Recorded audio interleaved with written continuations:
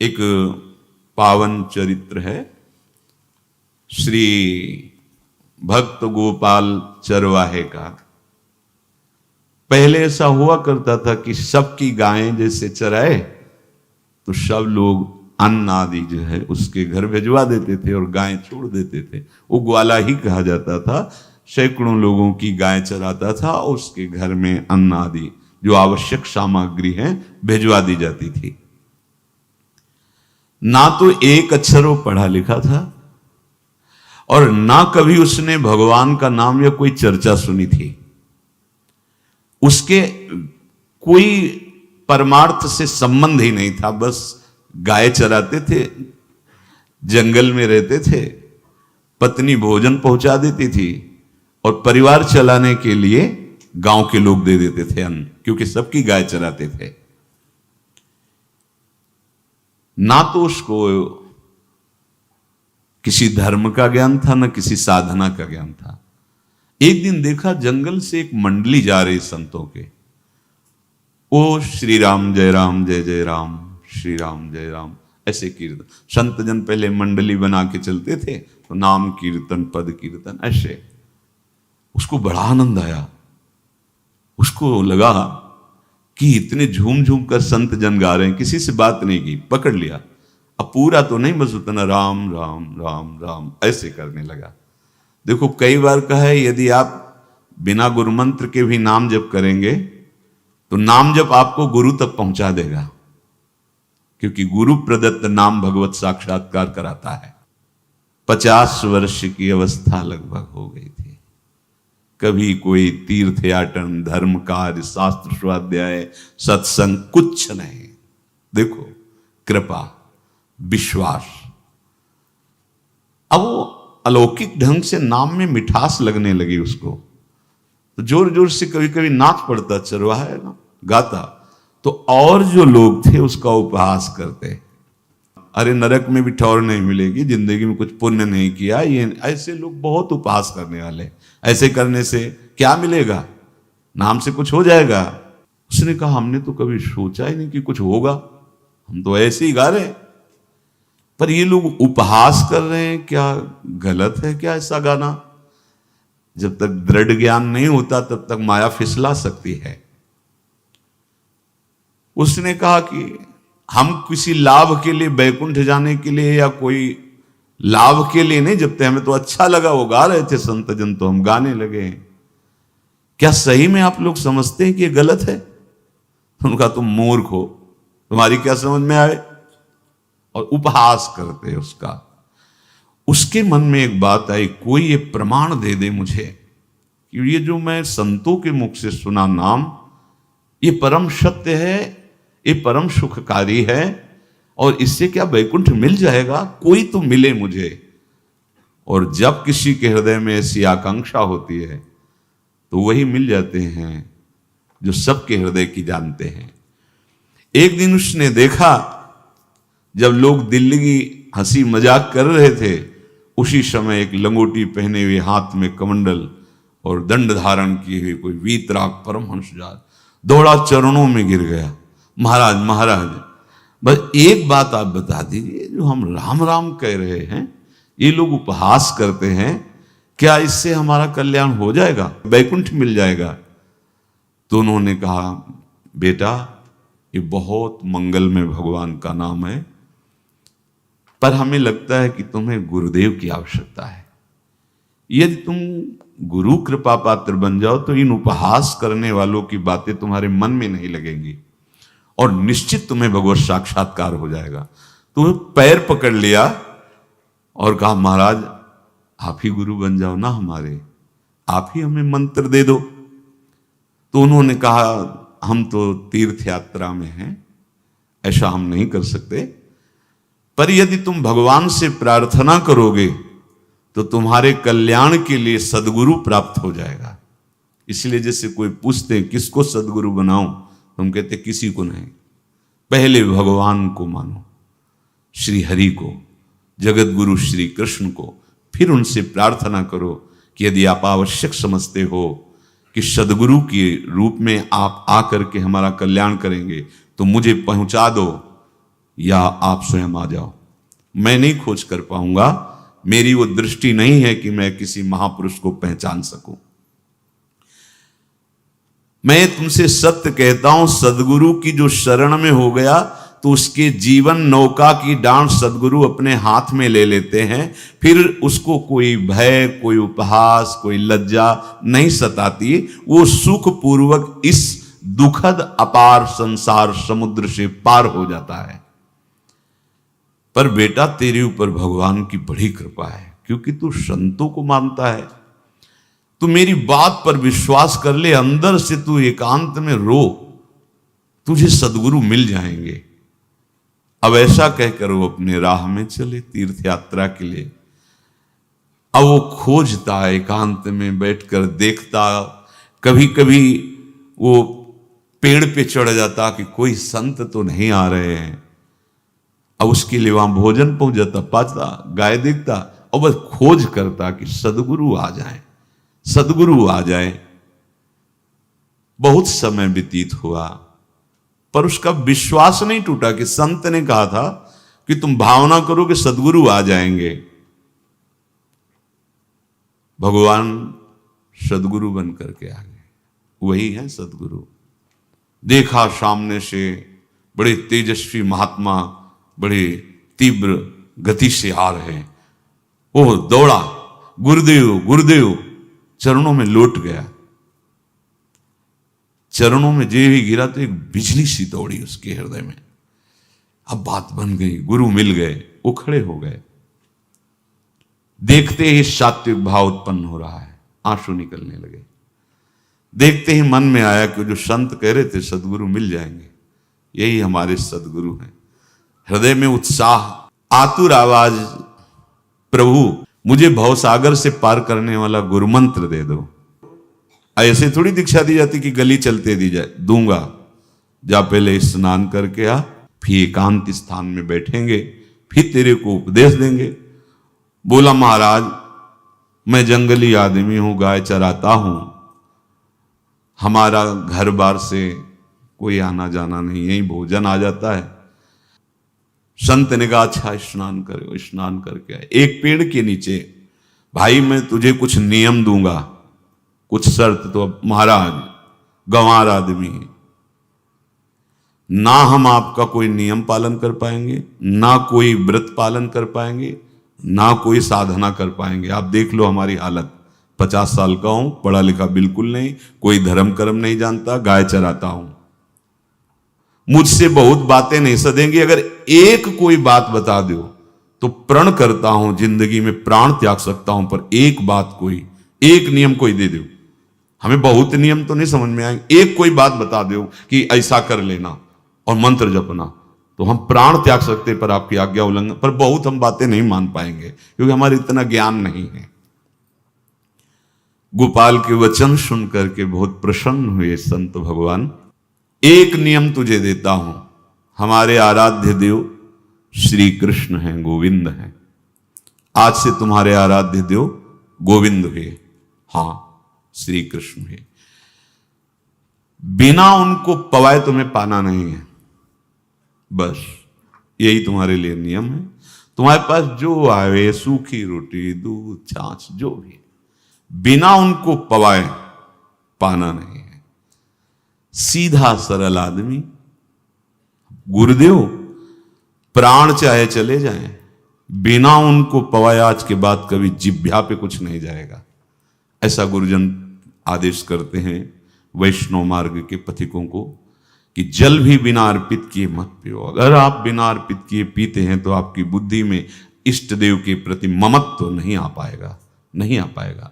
अब तो गोपाल नाच पड़ा कि गुरु मिल गए, गुरु मंत्र मिल गए और इष्ट का पहचान मिल गई। उसी समय घर से भोजन आया, वही कभी चटनी रोटी, ऐसे ही बैठा एकांत वृक्ष के नीचे। आओ गोविंद, भोग पाओ। अब गोपाल विचार में लगा कि आ तो रहे हैं ही नहीं, और गुरुजी ने कहा बिना पवाए पाना नहीं। पूरा दिन व्यतीत हो गया। गुरुजी कह रहे थे घट घट में विराजमान भगवान है तो कहीं से भी प्रकट हो सकते हैं, तो अंदर मंत्र जपता हो, कहता आओ भगवान, पाओ आके, नहीं आए। महाराज हमारे गुरुदेव ने आपका ध्यान जो बताया था वैसे ही आओ, आप पाओ आकर के। रात्रि हो गई, देखा पर वो नहीं आए तो भोजन उठाया, गाय को पवा दिया। तो बहुत सी गायें थी, भूखा रह गया। दूसरे दिन फिर भोजन आया, एक पत्ता टोरा, जल से छिड़का पत्ते में और भोजन रखा। भगवान को फिर पुकारा, आओ प्रभु। गुरुदेव ने आज्ञा की, बिना आपको पवाए हम अपनी जबान में नहीं रख सकते। शाम हो गई, रात्रि हो गई, फिर गौ को दे दिया, नहीं पाया। अब एक तो 50 वर्ष की अवस्था और गौओं के पीछे दौड़ना और भोजन पाना नहीं, शरीर में सामर्थ्य धीरे धीरे कम होने लगी।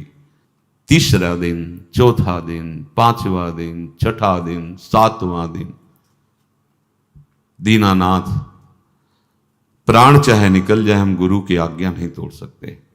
अगर आप नहीं आएंगे तो भूखों मर जाऊंगा। पर हम ये बात देखो, ये बात चरवाहा है, कोई साधना पूर्व की नहीं। गौ सेवा के प्रताप से उससे संतों में प्रीति हो गई, नाम की कृपा से, गुरु की कृपा से नामी की प्राप्ति की चाह। ऐसे कई दिन व्यतीत होते गए, अस्थि मात्र होए रहे शरीरा। पूछते कि क्या बात है, भोजन तो हम रोज लाते हैं, आप रोज लेते हैं, क्या पाते नहीं? आपका विषय नहीं। शिक्षा मिलती है यहां, अपने गुरु उपदिष्ट साधन को किसी से बताना नहीं चाहिए। गुरु उपदिष्ट साधन जब तक सिद्धावस्था ना पहुंच जाए तब तक गुप्त रखा जाता है। जो जैसे आप सत्संग सुन रहे हो, इसमें कोई वचन आपको लगा, पकड़ लिया, अब वो जीवन में तभी बोलना जब उसका प्रभाव हमारे जीवन में आ जाए। नहीं ऐसे नहीं बोलना, नहीं तो निकल जाएगा। और अगर रोक लिया तो मंथन करेगा अंदर और आपको उसमें स्थित कर देगा। एक भी शब्द नहीं बताया कि हमारी गुरु दीक्षा हो गई, गुरु जी ने कहा था पवा के पाना, और इतने दिन हो गए भगवान तो आ नहीं रहे, इसीलिए हम पा नहीं रहे, तो हमारी ये दशा है। देखो आज का समय ऐसा है कि प्रगट में सब इंद्रियों के पोषण की व्यवस्थाएं भगवान दी, चाहे गृहस्थ हो चाहे विरक्त हो, लेकिन क्या हमारे अंदर निष्ठा है ऐसी? सबरी जी जब उनके गुरुदेव पधारने लगे तो चरणों में रो के गिरे कि प्रभु, इस पूरे विश्व में मुझ अधम को सिर्फ आप ही प्यार करने वाले, आप ही ने दुलार करके मुझे रखा, नहीं सब जगह ठोकर मिलती, कोई भी संत महात्मा हमारी तरफ देखना नहीं चाहते, और प्रभु आप जा रहे हो, आप कैसे जीवन? जानते हो क्या कहा? हम तो भजन के प्रभाव से भगवान के धाम जा रहे हैं बेटा, भगवान स्वयं चलकर तुम्हारे पास आएंगे। सबरी जी बहुत वर्षों तक कभी गुरु के वचनों पर अविश्वास नहीं हुआ, क्यों कहते थे भगवान आएंगे, रोज पावड़े डालती हूँ, सोहनी लगा के जल छिड़कती हूँ, रोज लगता है फुसला तो नहीं दिया गुरु जी ने? नहीं, गुरु के वचन भगवान आएंगे। शायद ऐसा वर्णन कि शास्त्र हजार वर्ष सोचो जरा, और भगवान आए और सबरी को निहाल किया। ऐसे हो गुरुदेव ने कहा है भगवान आएंगे, जब तक वो ना पाएंगे तब तक हमने कहा है कि और उनका उद्देश्य अलग था कहने का कि आप भगवान को भोग लगा के पाइएगा और भजन कीजिएगा तो मंत्र के प्रभाव से तुम्हारे मानस पटल पर भगवान दिखने लगेंगे। ऐसा होता है, पर वो सीधा आदमी सीधा समझा, जब तक भगवान नहीं पाएंगे तब तक हमें नहीं पाना। 18 दिन बीत गए, कुछ ना खाना ना पीना। गोविंद भी देखते हैं, बाल भक्त ओम प्रकाश जी महाराज यही अपने चामुंडा के पास से उधर, बहुत नामनिष्ठ महात्मा, बाल भक्तों में बहुत ही मानो प्रहलाद जी ही हैं। जैसे प्रहलाद जी नामनिष्ठ भगवान निष्ठ, घट घट में भगवान को देखने वाले, ऐसे श्री ओम प्रकाश जी बाल भक्त। बड़े बड़े महापुरुष गए, हरि बाबा, उड़िया बाबा, सब बस वो यही कहते कि ये श्री कृष्ण का आदेश है। फिर शायद 50 के भी ऊपर दिन गए थे, ऐसे 70 दिन तक उस महापुरुष ने कुछ नहीं खाया, सशरीर अंतर्ध्यान हुए। आज समाधि उनकी बनी। हे, जब महत्व भगवान का जग जाता है तो शरीर का महत्व नहीं। अच्छा, प्राणनाथ जब प्राणों का पोषण कर रहे हैं तो अन्न में भी तो प्राणनाथ की ही दी हुई शक्ति है, तो बिना अन्न के भी उनका पोषण हो रहा है। पर ये भागवती का आदेश से, मनमानी करने से नहीं। मनमानी करने में फिर मार्ग रुक जाएगा। भगवान आदेश करते हैं अपनी वाणी से, युक्ताहार विहार से, उचित आहार विहार, वो तो भगवद आदेश होता है। 18 दिन बीत गए, 19वें दिन जब भोजन आया तो पेट के आते सब सिकुड़ गई थी। वैसे ही 50 वर्ष के थे, आंखें धस गई थी, उठने की ताकत नहीं। पत्नी ने फिर कहा कि आप कुछ तो बताइए कि क्या आपको कोई रोग हो रहा है, आप भोजन नहीं पा रहे, मैं रुक जाऊं यहीं आपकी सेवा के लिए या आप घर चलिए। कोई उत्तर नहीं, आप जाइए, हम ठीक हैं। ऐसा फिर धीरे से पत्ता लाए, छिड़का भगवान आओ पाओ आकर के। शाम हो गई, फिर गाय को दे दिया। विचार कर लिया कि अब मरना ही है, मुझ जैसे अधम के पास भगवान तो आएंगे नहीं, वो तो भगवान है। पर मैं अपने गुरु के वचन नहीं तोड़ सकता, मर चाहे जाऊं। 27 दिन व्यतीत हो गए, एक कवल भी अन्न नहीं पाया। न चलने की शक्ति थी, न पत्ता लाने की शक्ति थी, न जल छिड़कने की शक्ति थी। जिस पात्र में भोजन लाई थी, लेटे ही लेटे खोला और कहा, प्रभु मुझे पता है आप इस शरीर से नहीं मिलोगे, पर आप जान लो मैं अपने गुरु की आज्ञा का उल्लंघन नहीं करूंगा। ये मतलब जितने महान हुए हैं सब निष्ठाओं में निष्ठावान हुए हैं, अपने लोग फिसड्डी हैं। जरा सा कोई दुख, जरा सा कोई सुख, फिसल जाते हैं। प्राण अनंत जन्मों की बिगड़ी 27 दिन क्या होते हैं, क्या होते 27 दिन? अनंत जन्मों का जमा कूड़ा करकट भगवान साफ कर रहे हैं। ये जो तन्मयता, गुरु निष्ठा, जो प्राण भूख से व्याकुल, सब भस्म हो रहे हैं पाप अनंत जन्मों के। अनंत जन्मों, जैसे हम सोचे कि भगवान इतने निर्दयी कैसे हैं? नहीं निर्दयी, आत्मा को कुछ फर्क नहीं पड़ता। और शरीर ने जो किए हैं जन्म जन्मांतरों के, वो निष्ठा के कारण दुख नहीं पहुंचेगा। निष्ठावान को दुख नहीं पहुंचता, वो आपको दिखाई देगा दूर से, उसको दुख नहीं पहुंचता, क्योंकि निष्ठा का कवच है, वो कभी कोई भेद नहीं सकता। किसी भी माया के यंत्र में ताकत नहीं कि निष्ठा को भेद सके, उसी को निष्ठा कहते हैं, नहीं भेद पाई।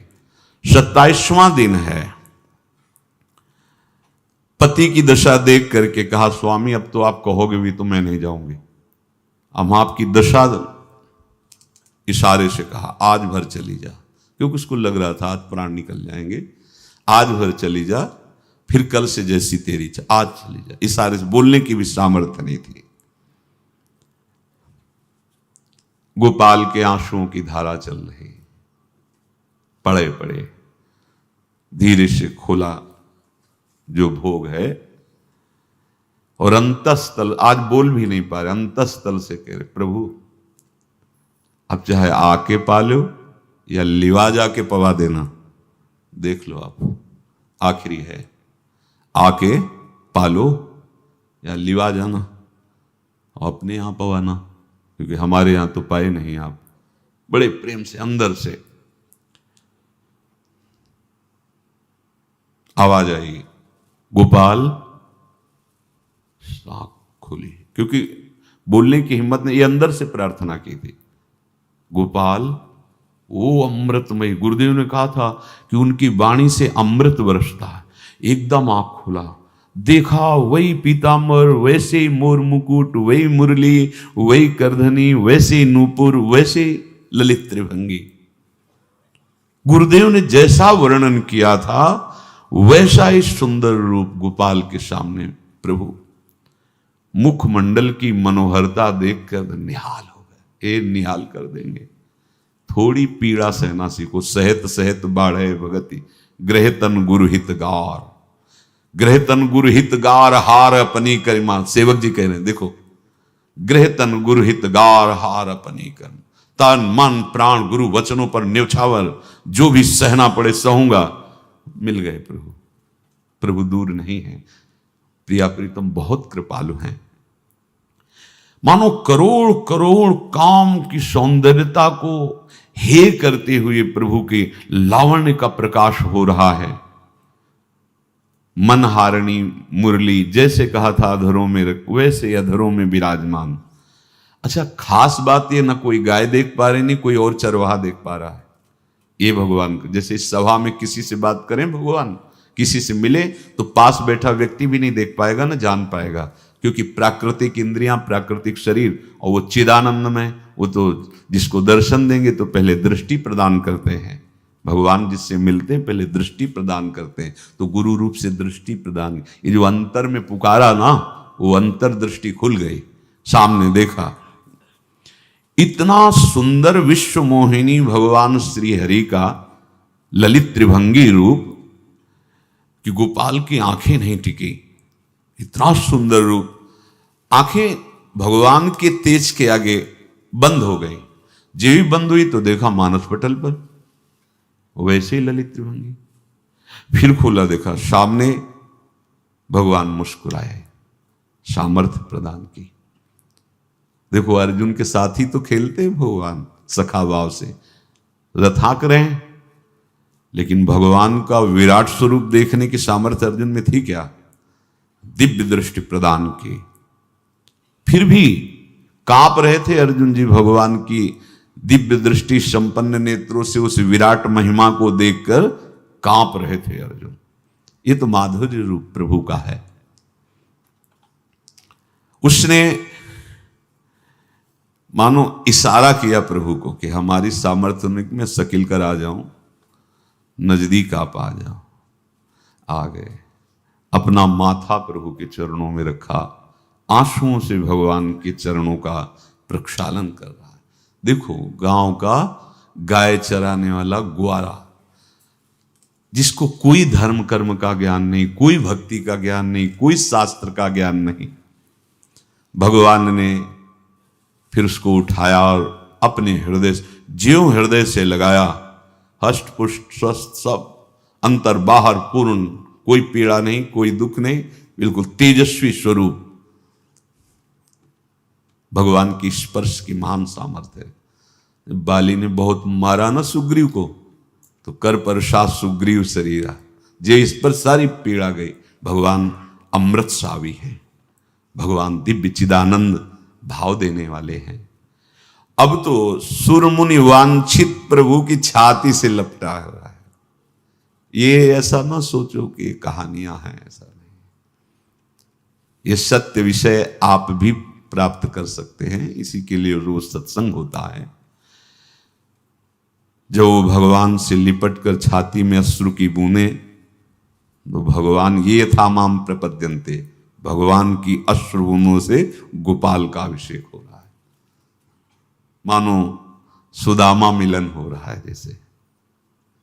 भगवान को दैन्य बहुत प्रिय है। तभी भाई जी महाराज कहते हैं पद में कि बुद्धिहीन बना दो हे भगवान, हमें बुद्धिहीन बना दो। ये जो बहुत बुद्धि चलती है ना, इसके लिए दौड़ भाग है।